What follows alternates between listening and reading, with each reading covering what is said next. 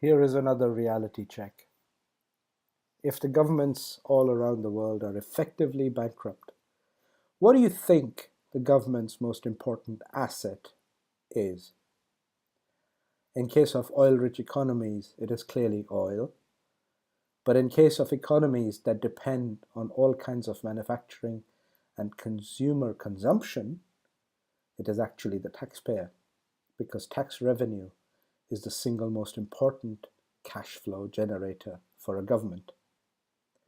Now, if your deposits are earning zero interest, if your pension funds are already in a shortfall scenario and at huge risk of imploding, and if nations are falling short of both cash and any other type of resources, guess what happens next?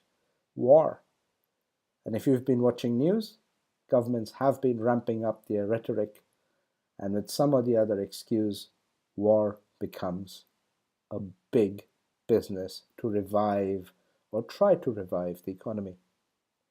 In such a situation, oil, gas, gold, and minerals become the very last of the resources worth acquiring, and everybody's attention goes towards these assets and they go skyrocketing in value. Some people may argue that in a desperate situation, in fact, alcohol and cigarettes are the ones that you need to be hoarding.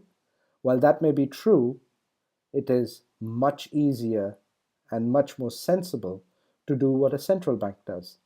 And a central bank, to protect itself against the economic downturn, will always hoard gold. That's why banks always have huge treasuries full of gold in most of the sensible nations on the planet. But here's reality check.